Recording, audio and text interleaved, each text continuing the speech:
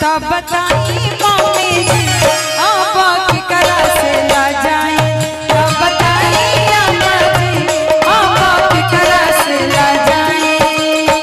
शादी से पहले दिन सबका के दिखाई, शादी से पहले दिन सबका के दिखाई।